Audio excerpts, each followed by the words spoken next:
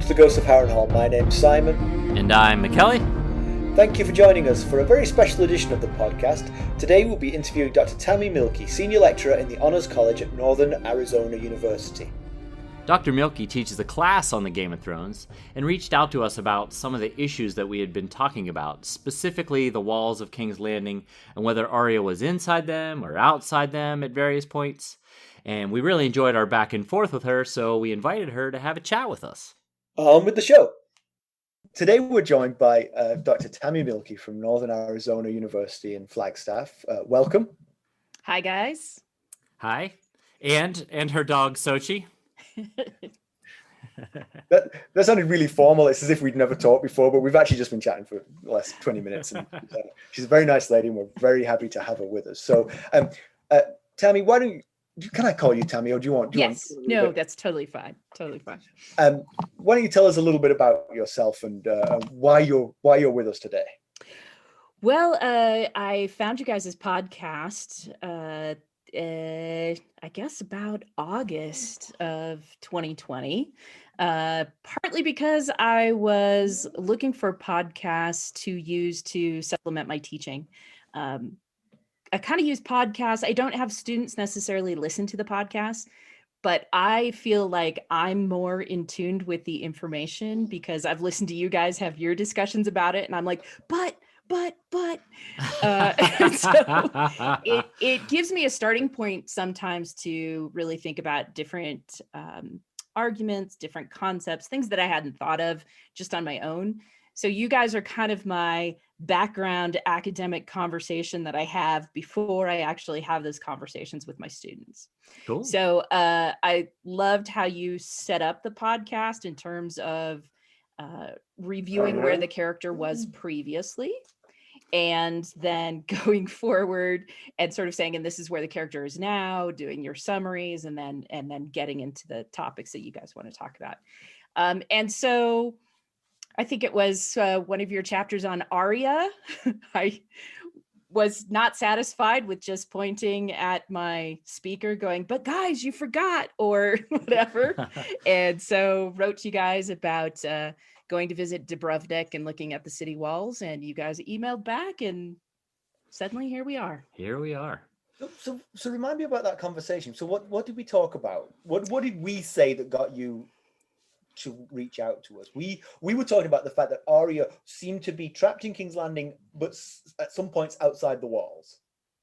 Yeah, down by the river. She was getting to the river, and we couldn't figure out how she was getting to the river because there looks to be a wall that goes around the city on the riverside. Right. And so I was pointing out that medieval cities in general have outer city walls and then the inner keep walls. And I think that's where the confusion was taking place.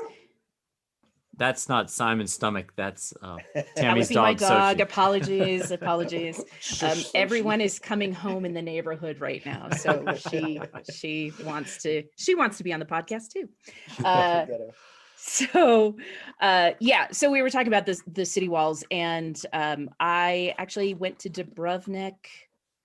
I guess it was about 4 summers ago, and they have a whole Game of Thrones tour you guys would absolutely love. You get to go on the boat. It's amazing. Now, Dubrovnik is where they film King's Landing scenes, correct? Yeah, the King's Landing scenes. And it's amazing because you can walk around the city and you can stand on the steps where an event happens that we can't talk about yet because it's not in book 1. Good job. I don't have to edit anything else. There.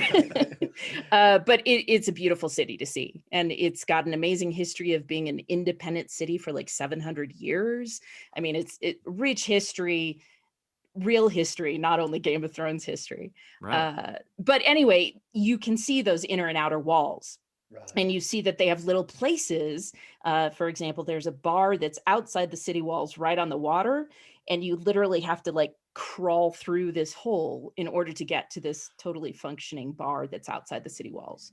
Okay. Yeah. So there are literally holes in the wall that you can get. I thought that might be the case. And when you sent your email, you suggested we go look at pictures and maps of Dubrovnik. And so I did. And I picked up on that's what you were getting at based on the pictures that I saw. Yeah. And if you think about it, one person getting into the city wall or a couple of people isn't the danger that an entire army is. Right. And so you want to make sure that your citizens have access, but at the same time that the walls do what walls are supposed to do, right? Right. So you teach a class on Game of Thrones? I do. It's called Game of Thrones and Politics, and we're not going to get totally political. Really, the way that I set up this class and the way that I set up all of my classes is I like to take things that are pop culture, lowbrow, if you want to call them that, and look at the ways in which these materials reflect our daily world around us. And so Game of Thrones is really useful in talking about power and hierarchies and how power and hierarchy works in our society, whether it's our own families, whether it's the jobs that we're in, whether it's the state government, the federal government, et cetera.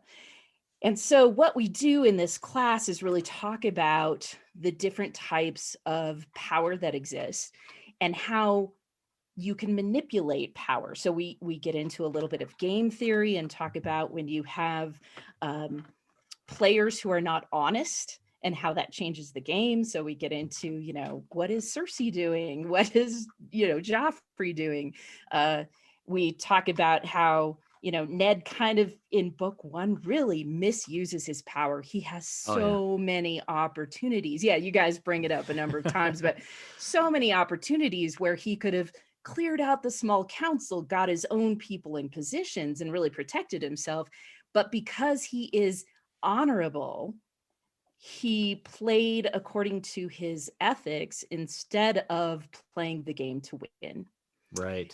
So he plays by the rules. So we talk about that, and what the students have to do throughout the semester is we use the past two, the 2016 and the 2020 presidential elections. We look at how winnowing happens with the candidates, that we go from many candidates, in 2016, many Republicans, in 2020, many Democrats, how that gets boiled down to 2 candidates, and then what power moves they make in order to secure the vote. And so then the students, their semester-long project is to find this power and hierarchy in their own lives. And so couple of semesters ago, I had a student whose family sort of had mob ties. And so she had to get permission from the godfather to use her family as an example. I've had a student who did marching band and the politics between, the percussion and the woodwinds and, how the conductor keeps it all. Yeah. And so we really have a lot of fun. I had one who did skiing versus snowboarders, and sort of the conflicts between them. And so it's fun because they play with it a little bit and decide, who is the ethical party. This semester I had a student who did her parents' divorce. Oh, okay. And she is above the age of 18, but she has a sister who's under the age of 18. And so she could kind of be removed from the situation because she was away at college. And so the students find some really interesting ways. And the idea is that if we understand how power works in our own lives, we can then manipulate is a bad word, but we can find ways to use power to make the game turn out in our favor. Okay.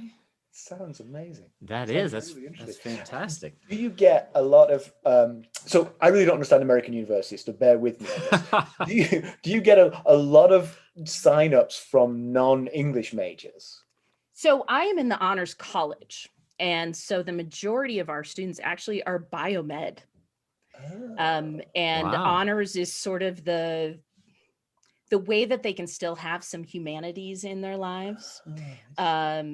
Although we have all sorts of honors courses in the honors college. It's a college of itself. They have a certain number of credits that they have to attain that are honors credits. And so my class actually serves as one of the liberal studies basic elements that everybody has to get, but only honor students are allowed in my classes. We'll be right back. Hello, friends. Are you ready to make some unforgettable memories? Well, if so, consider the Marriott Bonvoy program.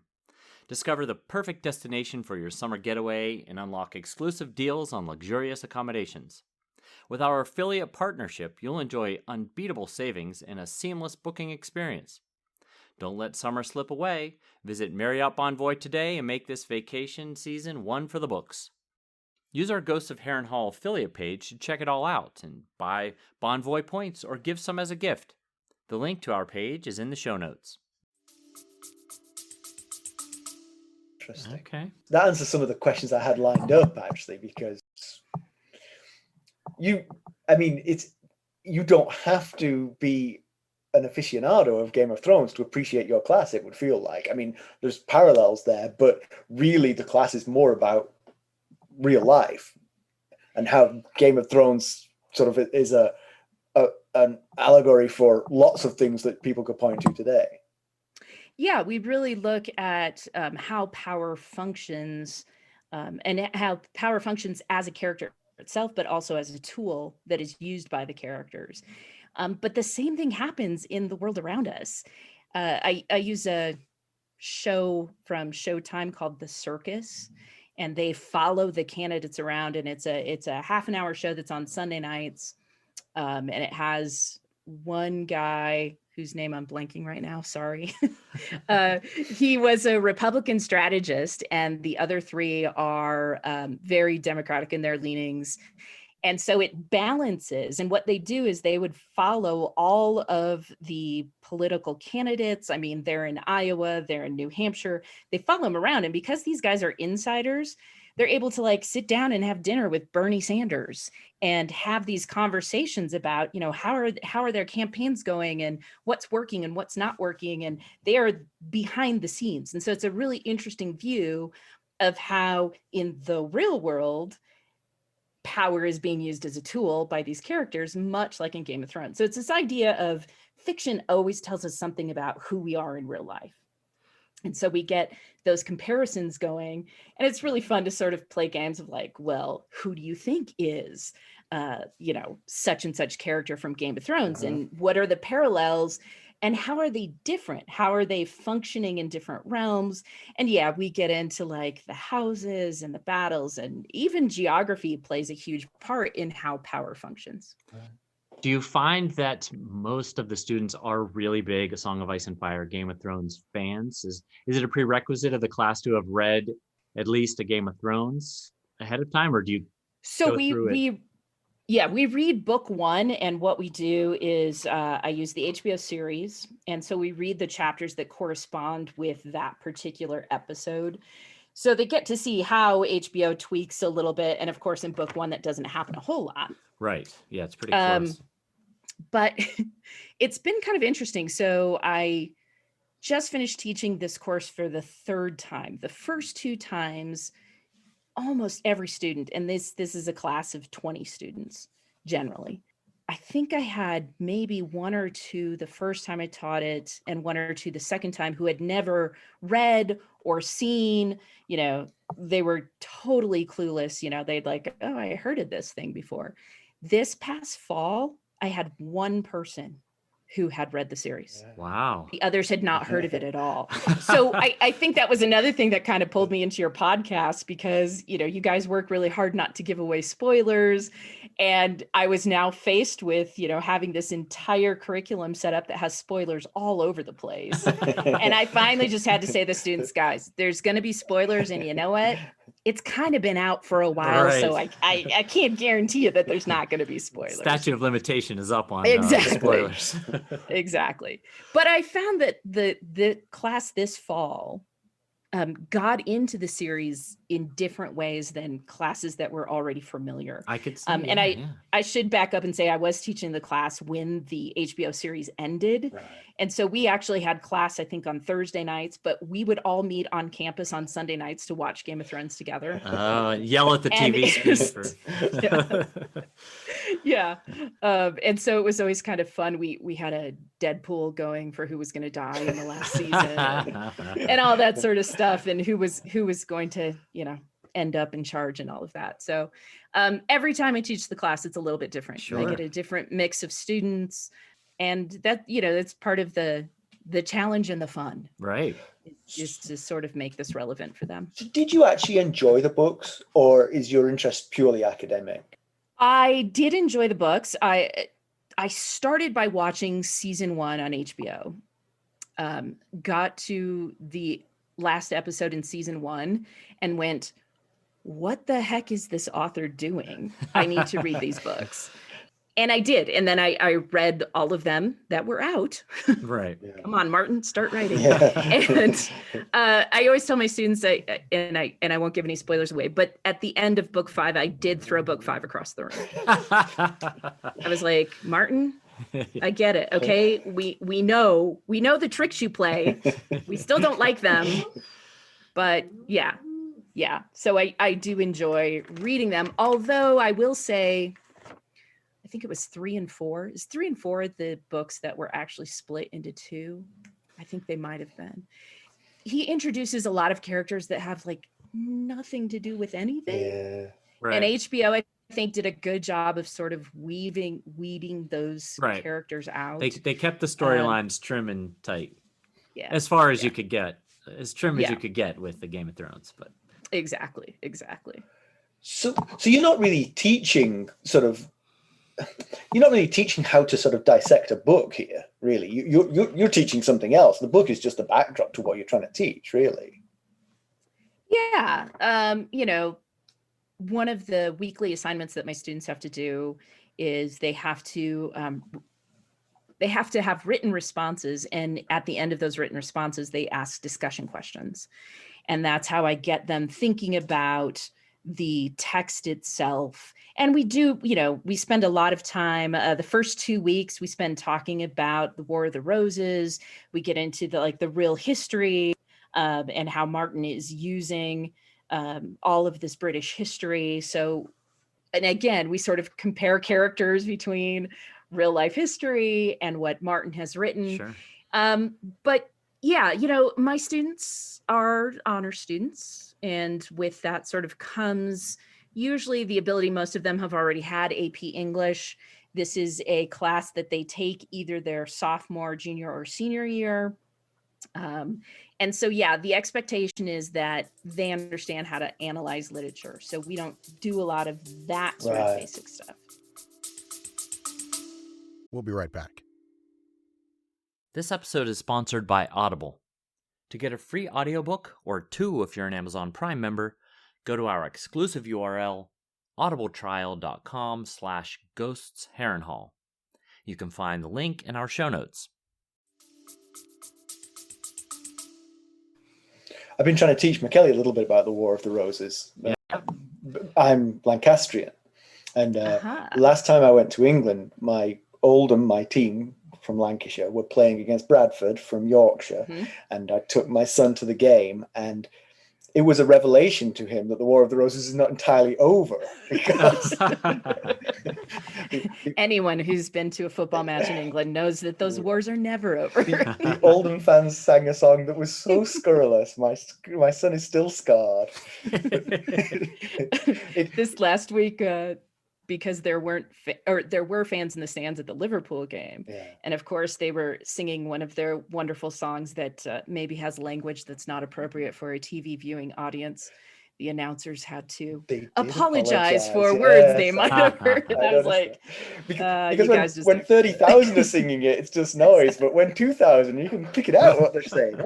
Exactly.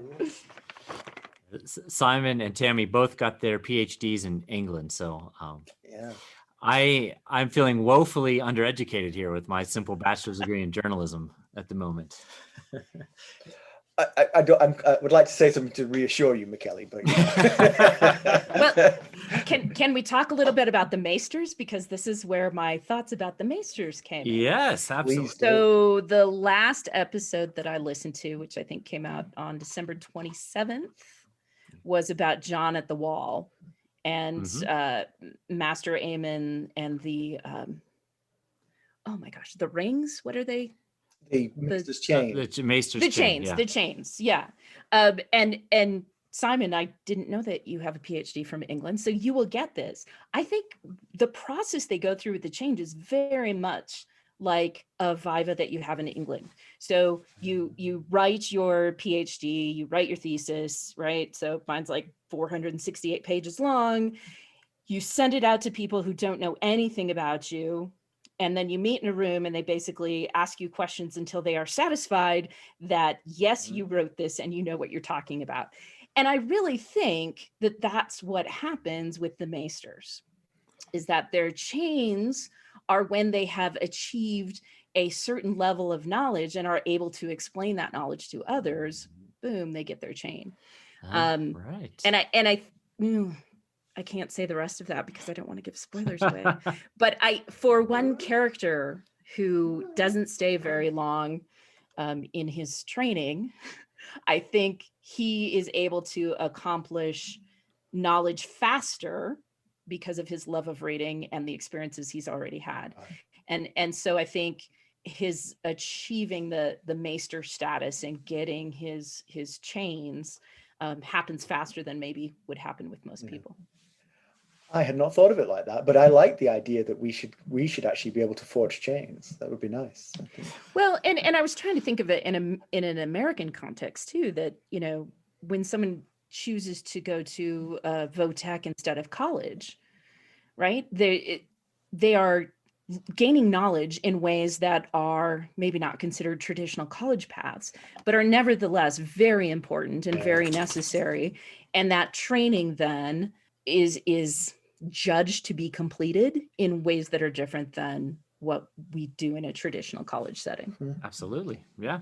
I have to say, I liked the way my PhD was set up, because I think that an American style PhD wouldn't have worked as well for me, because I was so specialized from a very early age. I felt specialized. I wanted to be specialized, and I would have hated to have to do things that weren't in my specialty. So I really benefited from it. I can certainly imagine how people wouldn't. And the Viva worked particularly well for me because the external professor who came in from Spain, and he wasn't allowed to smoke. And he was just desperate to get out of there. From the 30-minute point, you could see he was like, I just want this to be over. One of my experts had to catch a train. 42-minute Viva. Boom. Mackelly, just so you know, sometimes these things can go on for hours and hours. So Viva is when you have to defend your thesis. Okay. I figured. I believe it's Latin for life. So you're basically, you're fighting for your life. Fighting for your life. One story I'll give you. So my PhD was on computer simulation of liquid crystal phases. And one of the requisites was sort of like at the midpoint, you had to give a presentation to the whole department and sort of talk about what you'd done to this point and what you were planning to do for the rest of the time. And I had this wooden model that I borrowed from a different professor, not my own professor, which was basically a flat plate and then a wooden spike. And then there were wooden slats that the spike went through. And each of these wooden slats had a little knobble on it. And so basically, if you twisted them, they would form a spiral. It was probably like 4 feet high. And this was a model of a liquid crystal, and this is how liquid crystals sort of block light because of this spiral formation that they form. And I had it behind the desk as I was giving my presentation, and I was going to sort of culminate by pulling this out and showing them what the liquid crystals we were going to do. And I grabbed it by the top of the spike, and I pulled it, and it came out of the base, and they all went. Oh, so like the culmination of my presentation, me just picking up like 100 pieces of wood and dumping it on the table. Well, I don't know if this is how yours went, but you know, they bring you into this room, you have these conversations, they ask you questions, you know, why did you write this? Why did you do this? And then they're like, okay, well, you can leave the room now. And then they talk about you, you know, and then you come back in, and the thing is if the champagne bottle is open, then you're golden. Then you're okay. Everything went well. So it's like the first thing everyone says, like, look for the champagne bottle. So I walk in, champagne bottle's open. So what was your thesis? My thesis is actually in children's and adolescent literature. So the title of my dissertation is, are you ready for this? Mm-hmm. Literary Constructs of African-American Childhood in the 1930s in American Children's Literature. Wow. Yeah. Because the title of your thesis has to be original. No one else can have a thesis, and your PhD is actually in the title of your thesis. So again, totally different system than the American system. But we toasted. They said, "Congratulations, Dr. Mielke," and they said, "Oh, we were so impressed. You didn't seem nervous at all." And I said, the whole time my hands were under the table and I was just rubbing my palms on my pants so that they wouldn't sweat. And I'm like, "Yes, I'll answer all of your questions. I know exactly." So yeah, always fun stories. No, but you don't just teach, you also write papers. You've written many interesting papers, I believe. I do. And this is where, for what I do in honors, which is a lot of creative courses that I get to make up and teach. So yeah, next semester I have 2 classes on Harry Potter and the Muggle world. Cool. I teach a course on fact and fiction time travel. And then my 4th course is First Ladies, Their Causes and Effects. Okay. And so Cool stuff. my dissertation really sort of set up the way that I approach most things, which again is to look at sort of the historical record or the fiction and compare it to what's happening in today's world. And how do we take these artifacts of literature or media, how do we take them and make them relevant and learn lessons, really, so that we can make our world a better place? And I've totally forgotten what the original question was. I'm sorry. No, I was just asking you about some of the papers. Just your yeah. classes. So honestly, literally just today, a couple hours ago, I co-authored a paper on Iron Man and masculinity and looked at the development of Tony Stark's masculinity in and out of the suit through the MCU films. So that was really fun. That's coming out in a book about Marvel. Oh, wow. I've also written and theorized steampunk as a genre, which gets into sort of Victorian ideologies and nostalgia and how we blend those things. I've done a little bit of work in how accents and dialect is used in early African-American children's literature. And right now I'm actually co-editing a collection on Mildred Taylor, who is the first African-American author to win the Newbery, which is the award for the best children's book. And she won that in 1976. And no one's really done any critical work on her Logan Family series.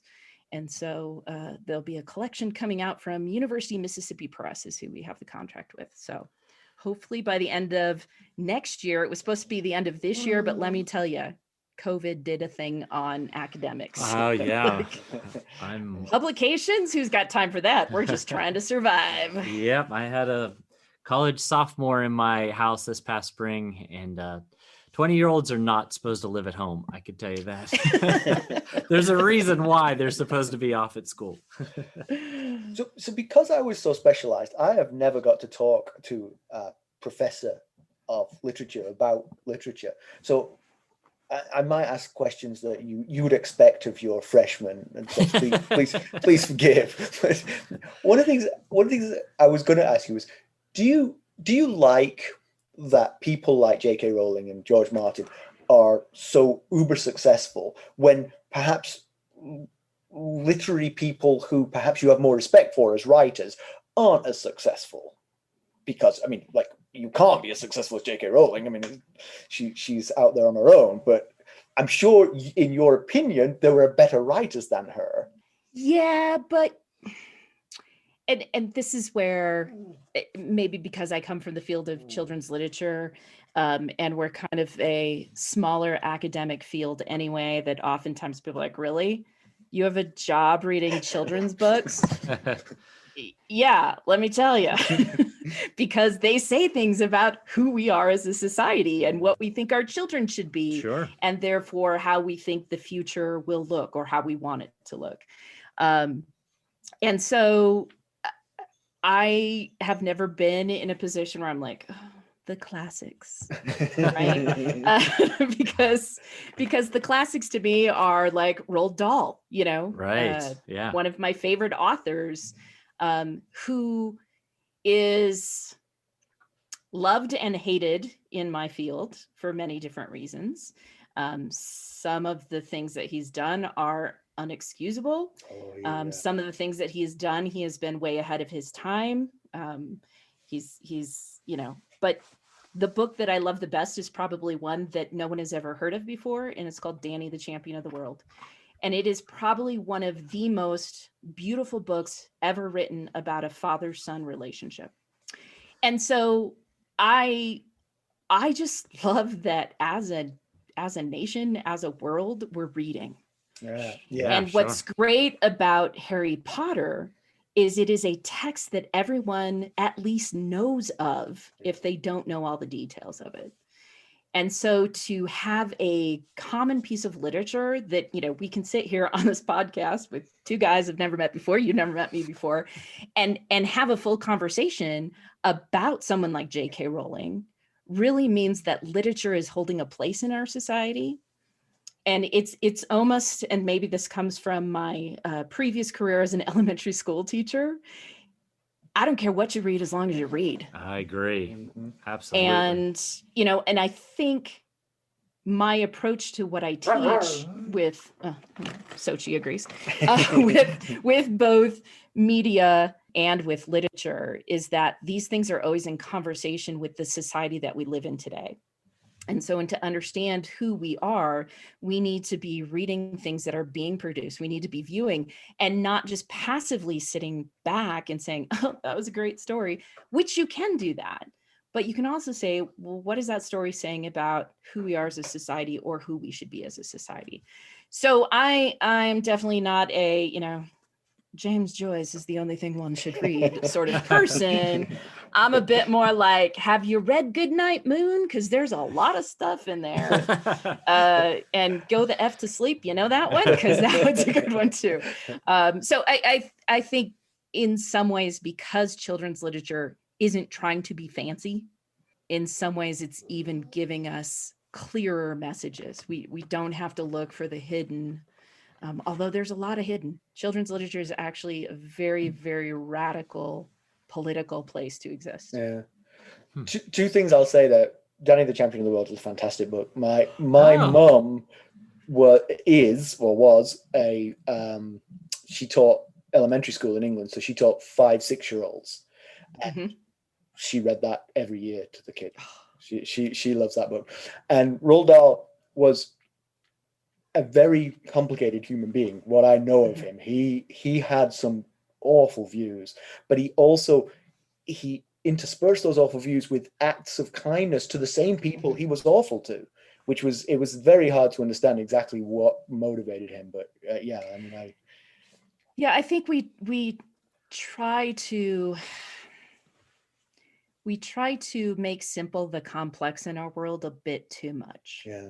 And I think it's a problem we see in just the debates over politics is that we're not understanding how complex views are, and that one thing does not make a person this, that, or the other thing.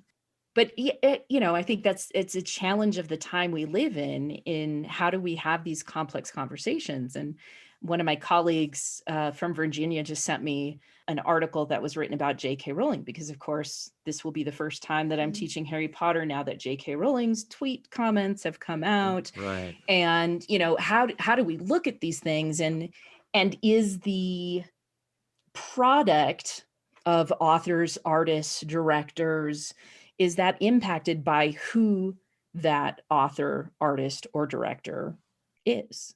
Do we throw away the work because we don't agree with the politics of the person who created the work? Sure.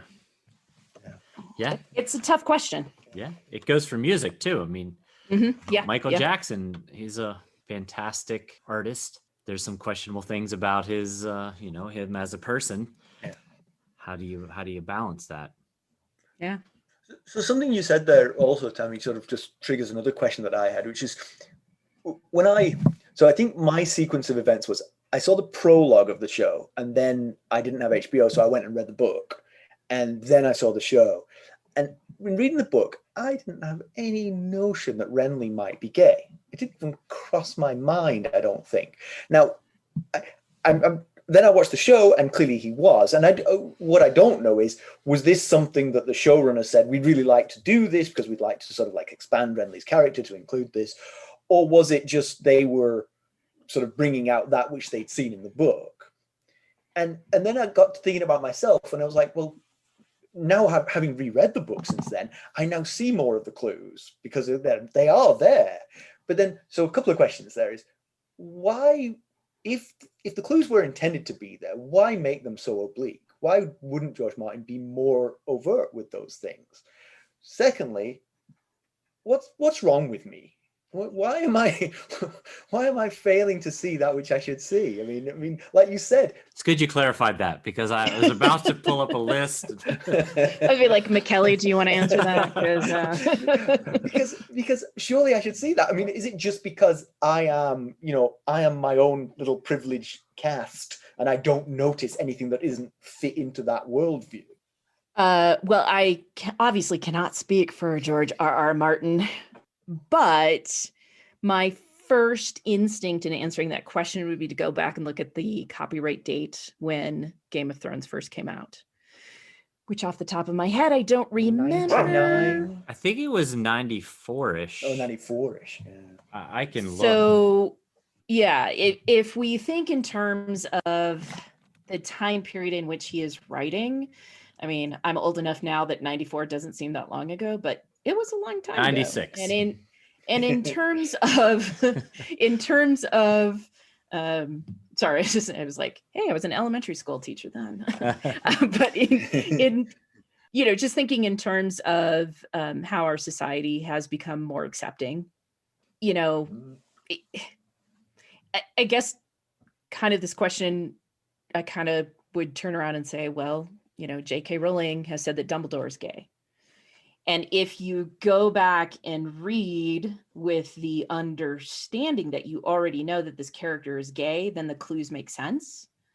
But to put the clues together, I think we read with ourselves in mind when we read books. So we read for what we know. We put the clues together if we understand that positioning. And I can't, that was Simon's stomach, by the way. Okay. I just immediately picked up a treat for her. It's hard to speak for Martin, but I guess where I would put that is that he did put clues there, and yet he doesn't blatantly say Renly's gay. But I also think that fits into Renly's character because the world in which Renly lives in doesn't accept him as being gay either. Mm-hmm. And so, in season 2, and I need to go back and read book 2 again. It's been a while since I read that, or I'll wait for the podcast. It's coming. We're getting there. In season 2, it's very, very, very clear. I think HBO brings that to light earlier than Martin does in the series. And like I said, I can't speak for him, but I would guess that if Martin was writing the book today, that Renly's character might be a lot more out in the open. Yeah. As is, I read him as a character who is closeted because politically it is not safe. It's not. You could also look at that as part of the power move that he makes to keep that part of his life secret. Yeah, sure. I don't think there's anything wrong with you that you didn't pick that up. I mean, I think because I watched the whole show first, I went into the book knowing that that's who Renly was. Yeah, I did as well. So it's hard for me to address it that way. But I really do think that we often read with ourselves in mind. Yeah. And so we read through our own experiences. Yeah. That's what I started, as I started to formulate the question, I started to think that's it. I mean, I'm pretty much the protagonist of every book I'm reading is just me with some decoration, Yeah. I believe we were sitting at lunch one day and Simon said he was about to leave, and he said, when I get up and leave, you guys are just going to blink out of existence until I... That wasn't one of my more modest days. It's Simon's world and we all live in it. So you have a class on time travel. I noticed this before we talked. I was so excited. What is your favorite time travel book? Oh my gosh, it's so hard to pick favorites. Tell me a time travel book I should read then. It doesn't have to be your favorite.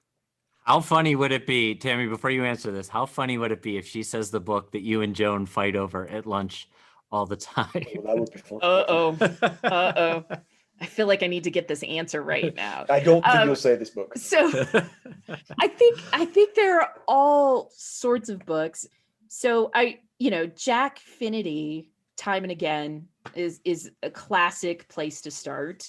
But I also love Wrinkle in Time, which I don't assign, but it is one of my favorites. I really love Kindred by Octavia Butler, which is, it's a fascinating text because it's dealing with slavery and race, and she's writing this in the 70s, but she is pulled back to the past, to a plantation where her white great-great-grandfather is first the son and then is the plantation owner. And whenever he feels threatened, he somehow has the ability to call her from the future, and she has no control over this. Wow. Oh. And she has to wait until her great-grandmother is conceived before she can figure out how to get rid of her great-great-grandfather, so he stops ruining her life from pulling her. And it's interesting too, because it deals with the fact of space and time travel, which we often don't think about. So at one point she is transported back to her time, but her arm is in a wall, and so her arm is cut off because the space doesn't allow for the transportation. So what is there before? Yeah. And so it deals with some really interesting things. You can't go wrong with the original Time Machine just because it's so crazy when you read it. I mean, from our perspective today, to look back at what H.G. Wells was talking about, and the directions he takes the future and his hopes for the future are really sort of interesting. Absolutely. So, and there's so many great movies that have come out too.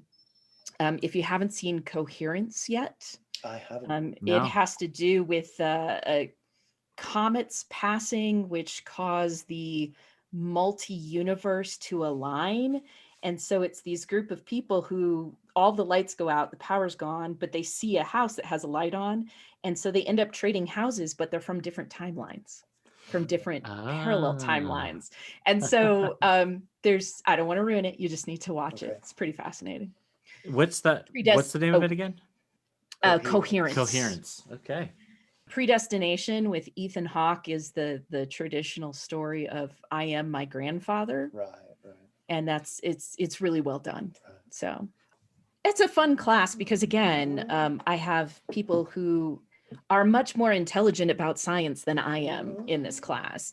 And so we're really looking at how fiction is playing with science. And of course, this idea that science fiction is not only about what we might be able to do in the future, but also the ethics. So we can do things, but should we do things?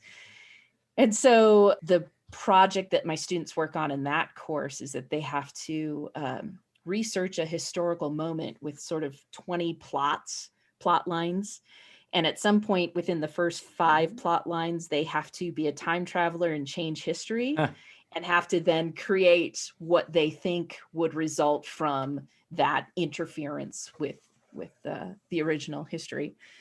So it's, again, we're sort of playing with these ideas that are real science ideas. I mean, the things that you look at about what they think we can do with time travel. And yes, it's not, I'm going to sit in my little time machine and push the buttons and, go 88 and, leave fire tracks at the mall or anything like that. But it is pretty fascinating to sort of look at the science side of that. One other thing I was going to ask about was, as fantasy goes, at least, Song of Ice and Fire has an unusually strong cast of female characters. And I wonder if this is one of the reasons that it's better than most fantasy, honestly, because it sort of it gives it a sort of richness that I think a lot of fantasy doesn't have, because they are so sort of monogendered. I mean, it definitely, I can't think of another fantasy book I've read with this many, important female characters in it. Yeah, and there's been a lot of criticism about how those female characters have been treated, Right. Which, again, off target but on target. In comic books, I was just reading about this for the Iron Man article that I worked on. There's a trope called woman in refrigerator, and it has to do with a comic book in which the main character came home and his girlfriend had been murdered and put in the refrigerator. Okay. And so it's this idea that oftentimes women are used as plot devices so that men can be empowered, men can go to war, men can do all these things. And if you think back to the number one female character who we never actually meet, which is Ned's sister, right? She's the reason Robert goes to war. I'm trying not to give away spoilers, but Robert doesn't quite get the story right. Right. Robert has an idea of what their relationship is, and it's not what it is, right? Yeah, right. You could look at even Kat's character, the fact that she was to marry Ned's brother. Ned's brother gets murdered. Okay, I'll just marry the next guy in line, right? Like, these women are present, and so I applaud Martin for putting them there. But I kind of like how he writes women, though, too. So, Right. I mean, Cersei as a female character has incredible agency, and she is working within the parameters that she's allowed to have power in.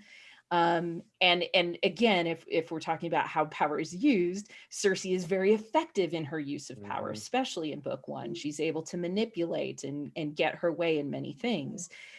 But again, I think if we look back at history, and of course, this is always the big debate, right? Like, is he really talking about the Middle Ages? Like, when is Martin's story set? Right. Because we get those hints of the time in the past, right? It's definitely not the present, but it's sometime, some other time. Right. And if we go back and we look at the place of women in society during sort of the kings and the queens and the fighting for land and position, there wasn't a whole lot of agency that was granted to them. The strong women were there because they figured out how to use power to their advantage.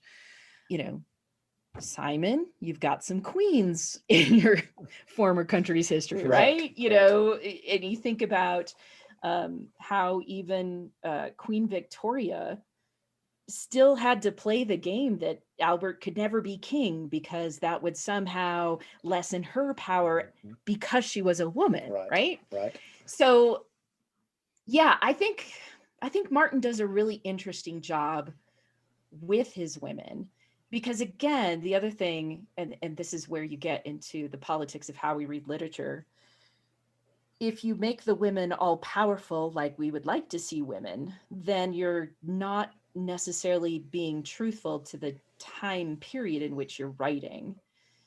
Sure. Yeah. Which, of course, George Martin's not writing in a specific time period, so maybe that's just a cop-out. I don't know. But I do think it says something that he has women present. Yeah. And sorry, I was going to give away a spoiler again. This is really hard. How do you guys do this all the time? You'd be amazed how much hits the cutting room floor. I have a secret. I don't remember the stuff that's coming. Yeah. Mackelly already filled me in on that. But I think Kat's character, the difference between the show and the book is an example of where Martin is writing a much stronger female than I think the HBO show gives her credit for. Okay. I think the HBO show also, and this comes up in book one, she is much more politically astute in her comments about why Ned should or shouldn't be down at King's Landing. And they switched that around in the HBO series. They did. They absolutely did. Yes. Right. In book one, she doesn't want him to, now if I remember the direction right, that she doesn't want him to go. In the book, she wanted him to go. In the TV show, she didn't want him to go. Yes.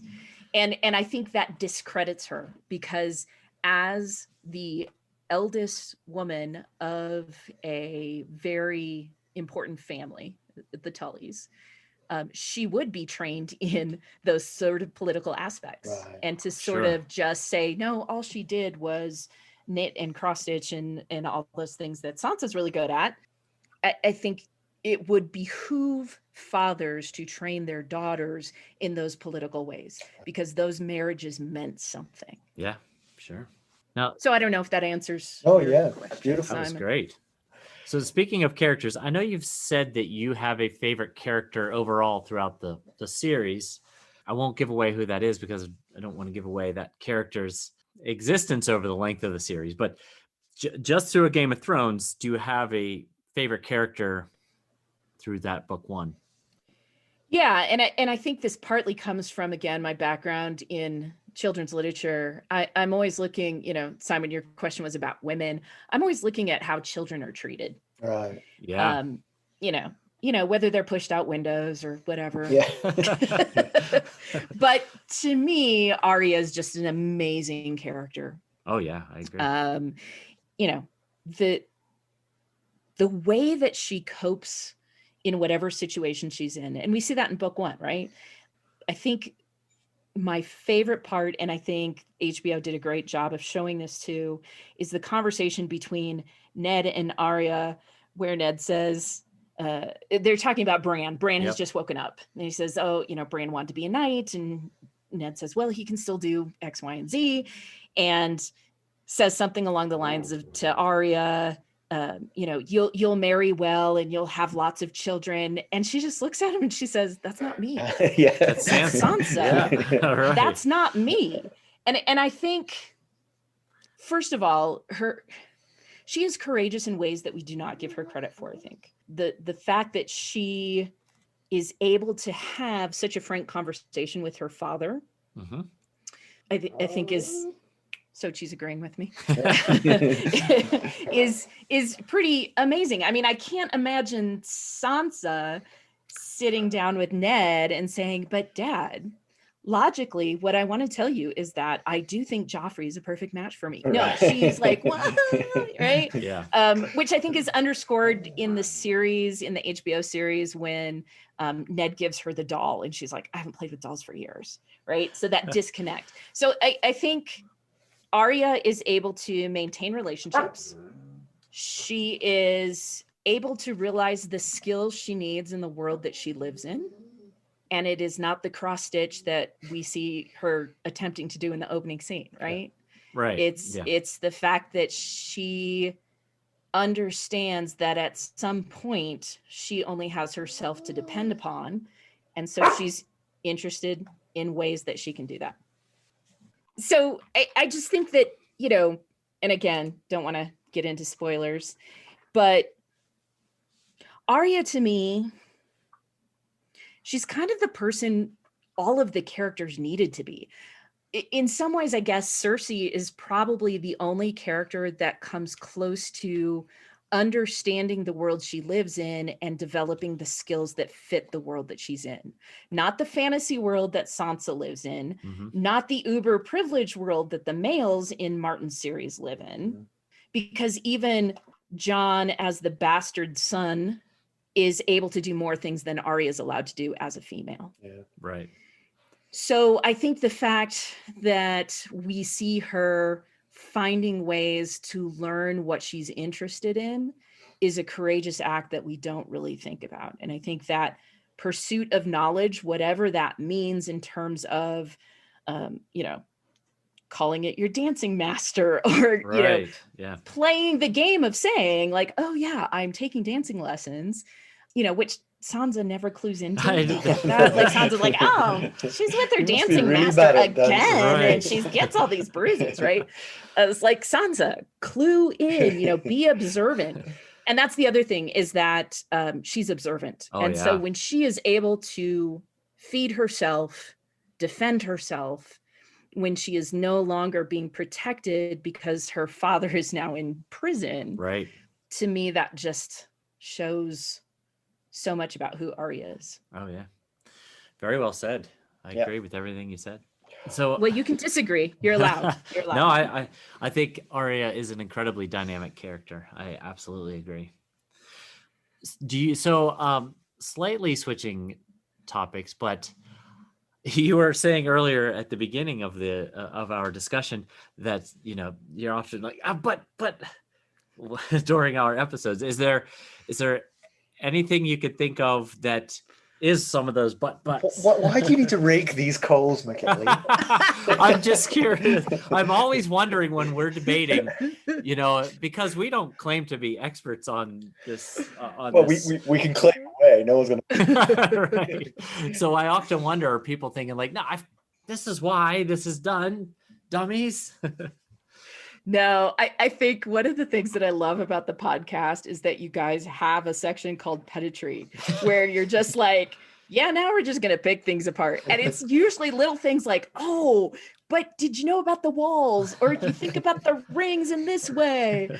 And so it's never like, oh my gosh, they got it wrong. It's more like, but have you thought about this? It's more like wanting to join in the conversation versus like saying like, oh, they got it wrong this week. There's never any of that. I think you guys do a great job. Good. That's good. Good answer. I really like that answer. Well, I like that it's clear that you guys are your friends. This is what I've been able to put together. You work together when we actually used to like go to work. Thanks, COVID. But that you guys are fans of the series and you enjoy having these conversations. And I think this is often a frustration for me because I'm super nerdy about these things. And yeah, I, am fortunate enough to have my job be this nerdy sort of thing where I can make whole classes out of this and look at it from an academic perspective, which is awesome. But to actually just be able to sit around with your friends and like dive into these things and go, oh, but did you know that I wanted a visual of you guys doing the axis of the earth in your hands that you had last podcast. I was like, what are they doing? I want to see that. We should do it, Mackelly. We should do a little video. Yeah. I do think that that's one of the reasons why I enjoy the podcast is because it's kind of like I'm sitting in the room with you going, hey guys, did you think about this? Oh, good. So it's good. You are always welcome back because this is really, really fascinating. Absolutely. I was really looking forward to this. I mean, we're recording this on New Year's Eve and it's getting late. Right. Set here in North Carolina. But this is, this is so interesting to talk about and you elevate us. So thank you so much. Yes, absolutely. I don't know about that. I think one of the things that I always tell my students, because they often, I'm a first generation college student, and to be first gen when so many of my students are first gen, they sort of look at it and they're like, how did you do that? And you're like, you know what?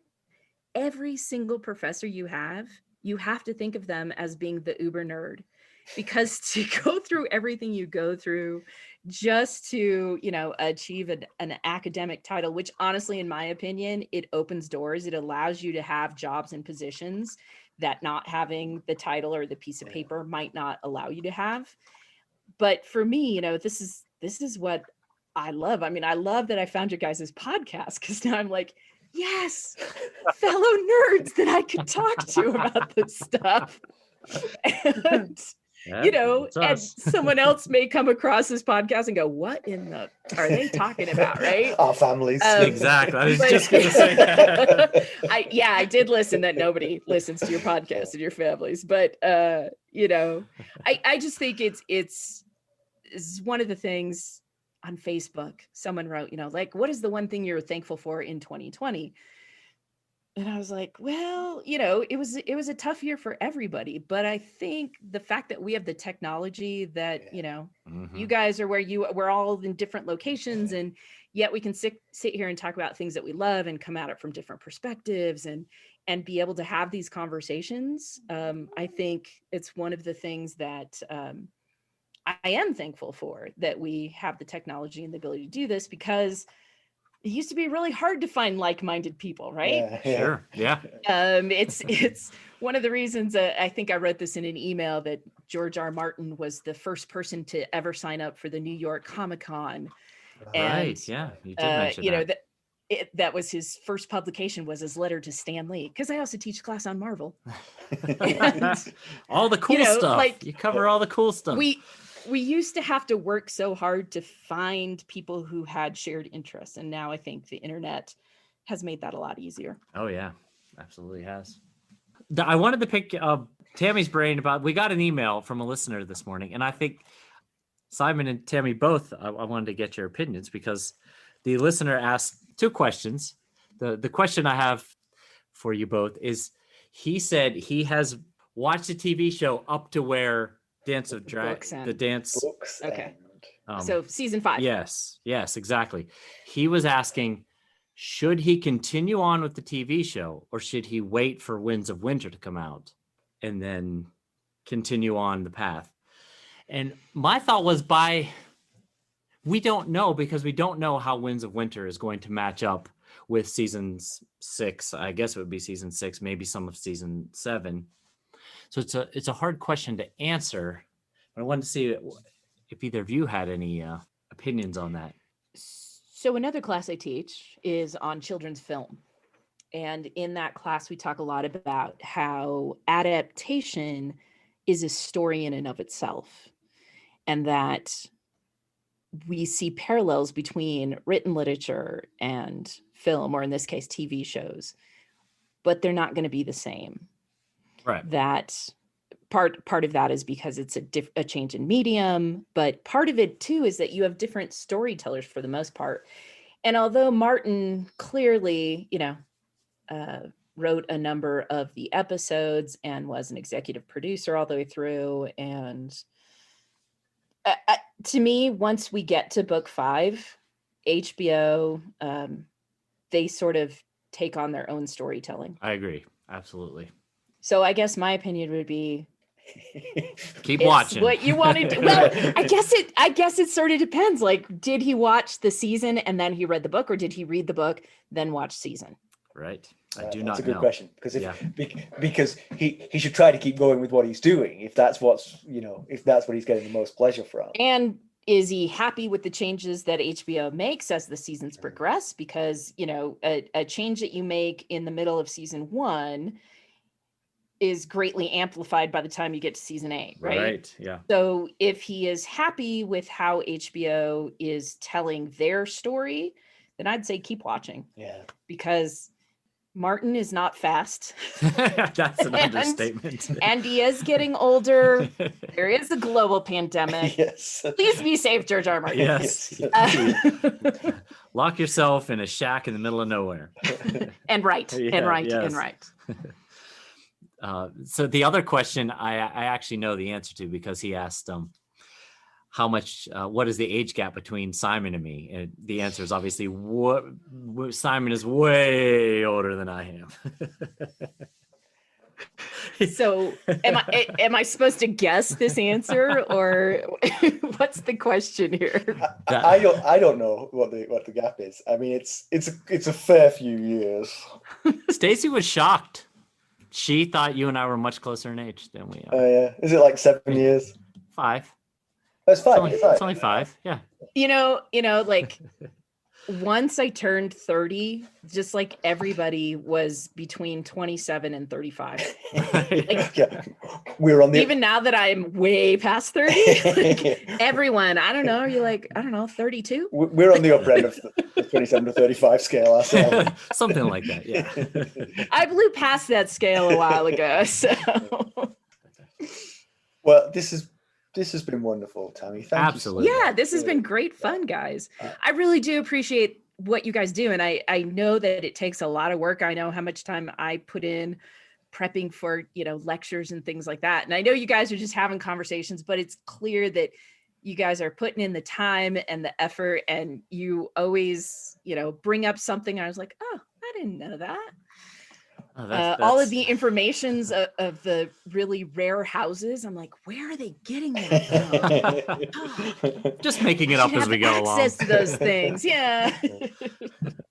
Most of the stuff comes from either A World of Ice and Fire or the wiki of Ice and Fire. Is that what it's called? well, it comes from the wiki, the book. Oh, the book. Yeah. A World of Ice and Fire or Fire and Blood, and sometimes from the Dunk and Egg stuff. But we get a lot of info from a wiki of Ice and Fire, which kind of brings everything together for you in one easy location.